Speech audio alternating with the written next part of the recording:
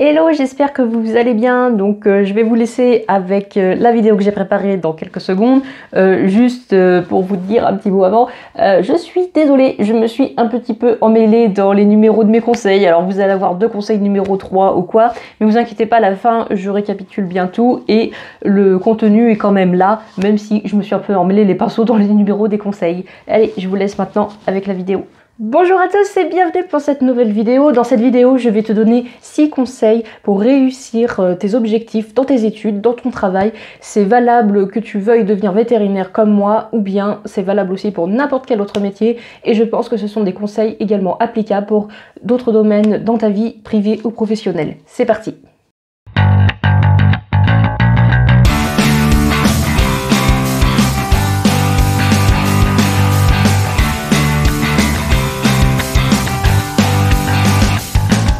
Donc mon premier conseil, c'est de garder tes objectifs en vue, quels qu'ils soient. Et mon conseil que j'ai pu appliquer, c'était de faire un vision board. Un vision board, tu peux regarder ce que c'est sur Pinterest, Google Images, etc. et te renseigner dessus. C'est un tableau que tu peux faire physiquement, mais également mettre en fond d'écran sur ton portable, ton ordinateur. Voilà, ça va être quelque chose que tu vas voir souvent, régulièrement, dont tu vas passer devant tous les jours, et dessus tu vas mettre tes objectifs. Ça peut être des photos, des phrases inspirantes, des citations, voilà, ça doit être des choses qui t'inspirent, qui te motivent, et en rapport bien sûr du coup avec tes objectifs. Si ton objectif c'est d'être vétérinaire, tu vas te mettre par exemple des photos de toi avec des animaux, tu vas te mettre des photos de vétérinaires, etc. Mais ça peut être également applicable du coup pour ton orientation, mais également pour plein de choses de ta vie, également personnelle. Ça peut être sur des voyages, sur la maison de tes rêves. Enfin, je t'invite à regarder ça de plus près et ça permet d'avoir toujours ces objectifs en vue. Et ce qui est intéressant, c'est que ton cerveau, il va imprégner le message en fait, comme quoi c'est déjà réel, concret, et du coup, inconsciemment, tu vas faire des choses qui vont t'amener vers la réussite. Donc, je t'invite à te renseigner sur le sujet si cela t'intéresse. Pour moi, c'est un très bon moyen de garder simplement, efficacement ces objectifs en vue. Mon deuxième conseil, c'est de ne pas trop te disperser et du coup dans mon cas, ne pas trop te disperser sur les cours vétérinaires. Je sais que, j'ai beaucoup de messages avec des gens qui me demandent des accès à des livres, à des cours vétérinaires. Donc je vous dis, ne vous dispersez pas, ça ne sert à rien, vous perdez votre temps. Pourquoi vous perdez votre temps? De 1, parce que je suis sûre que vous ne comprenez pas la moitié de ce que vous lisez, parce que ça nécessite du coup d'avoir des bases en fait qu'on a avant, et puis il faut être dans le contexte et tout. Je suis sûre qu'il y a des mots vocabulaires que vous ne comprenez pas. Donc en fait, vous perdez votre temps sur quelque chose qui certes est intéressant, mais vous ne comprenez pas tout, donc vous n'allez pas tout retenir, et vous perdez du temps sur ce que vous êtes en train de faire maintenant, quel que soit votre niveau. Du coup, ne vous dispersez pas, concentrez-vous sur les matières que vous avez maintenant, que ce soit au collège ou au lycée, parce que ce sont les bases, et il faut avoir des bases solides pour espérer réussir à devenir vétérinaire. Donc voilà, les bases du collège vous serviront pour le lycée, et les bases que vous allez acquérir au lycée vous serviront pour le post-bac.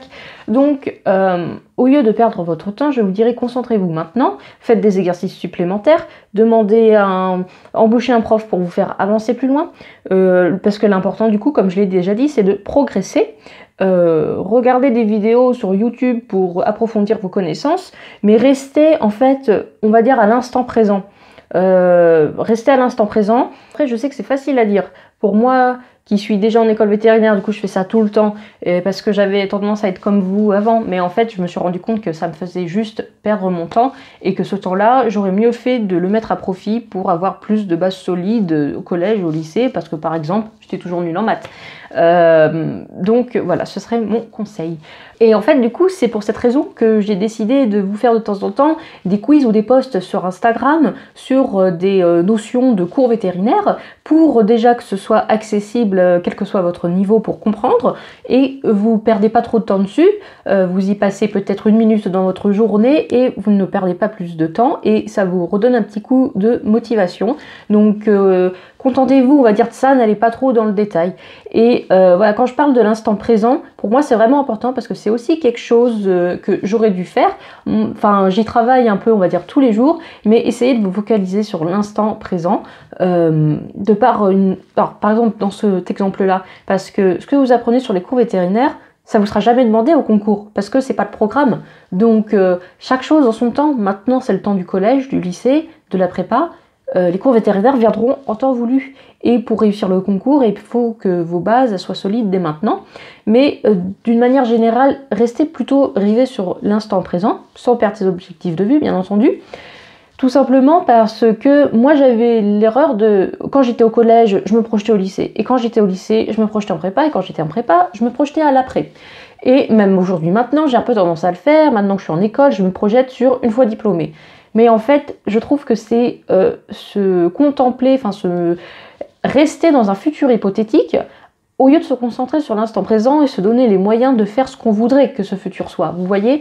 Et voilà, c'est vraiment quelque chose sur lequel je travaille, je vous invite à travailler. Restez sur l'instant présent, ne vivez pas dans le futur parce que vous passez à côté de quelque chose en fait, vous perdez votre temps, vous passez à côté de quelque chose. Et après, quand vous êtes dans ce futur, et bien vous repensez au passé, disant en fait c'était bien cette époque-là, je suis un peu passé à côté parce que je pensais trop au futur.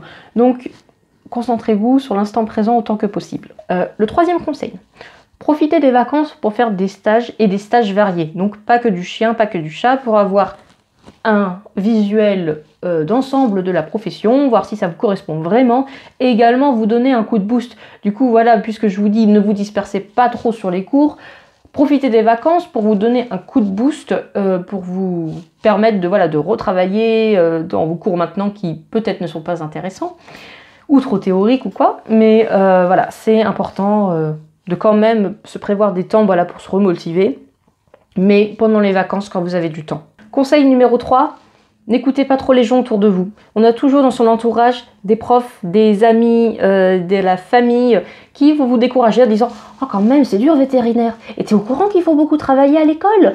Enfin, le genre de choses que j'ai entendu 1000 et 1001 fois disant « T'es sûr que tu vas y arriver ?»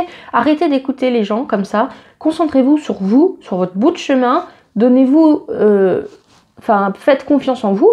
Donnez-vous au maximum et arrêtez d'écouter les gens qui vous disent que vous n'allez peut-être pas y arriver. Parce que peut-être que dans le lot, vous avez des jaloux, dans le lot, vous avez des gens qui n'ont pas confiance en eux et donc ne voient pas pourquoi les autres y arriveraient. Et puis ils n'en savent rien, parce que si vous allez réussir ou pas. Alors, je dis pas que par exemple, oui, vous allez vétérinaire, même si vous avez 3 de moyenne générale au collège, mais bon, tout est possible, quand on se reprend en main après. Mais c'est pas d'être... c'est pas d'être illusionniste en fait de pas écouter les autres, c'est juste de faites-vous confiance. Moi je sais que d'avoir eu des remarques comme ça négatives, ça m'a fait perdre ma confiance en moi et j'aurais pas dû écouter en fait. Moi j'ai un exemple très concret, ma prof de SVT en première et terminale qui s'avérait être aussi être ma prof principale. Elle m'avait dit quand même au lycée en terminale, quand je lui avais dit que je voulais faire une prépa pour être veto, elle m'avait dit, déjà, si t'as ton bac, estime-toi heureuse, alors ne pense même pas accéder à une prépa. Et j'étais quand même bonne élève, hein, j'avais environ 12,5, 13 de moyenne générale. Et comme ça, sans raison, j'ai été démotivée, alors que par contre, voilà, les gens qui avaient 16 de moyenne, pas de soucis et tout, mais ça veut rien dire en fait, et regardez aujourd'hui où j'en suis. Donc, et cette prof-là, elle m'avait déjà dit que si j'avais mon bac, je pouvais m'estimer heureuse. Le jour du bac, au résultat, quand j'ai eu 19 en SVT, spécialité SVT, je suis allée la voir, cette prof, lui demander, lui dire qu'en fait que ma note au bac, et je me souviendrai toujours, je crois, de ce qu'elle m'a dit. Elle m'a dit, je t'avais toujours dit que tu réussirais. Alors que ça n'a pas du tout été ce discours pendant les 2 années d'avant. Et voilà, du coup, ça m'a vraiment foutu un coup, et de me dire, mais en fait, faut pas écouter les gens, faut suivre son petit bonhomme de chemin, et les gens, les gens qui ont tendance à faire des remarques comme ça, j'ai envie de dire, abstenez-vous, vous verrez bien si la personne réussira ou pas, mais arrêtez de démotiver les gens comme ça, sans vraiment de raison. 4e conseil, prévoir toujours un plan B, ça aide énormément. Ça aide parce que vous allez aller au concours avec moins de pression. Si vous avez moins de pression, vous allez avoir plus confiance en vous. Si vous avez plus confiance en vous, vous allez avoir moins de stress. Et si vous êtes moins stressé, vous avez plus de chances de réussir. Moi, voilà, le truc que je regrette, c'est que voilà, j'étais convaincue que l'agroalimentaire, ce serait mon plan B idéal et que si j'avais pas veto, c'était pas grave, il y avait toujours l'agroalimentaire. Sauf que je pense que je m'étais peut-être pas assez renseignée sur le sujet, mais je pensais à l'époque vraiment que ça allait. Je pensais à l'époque que ça allait me plaire, mais ça n'a pas été le cas.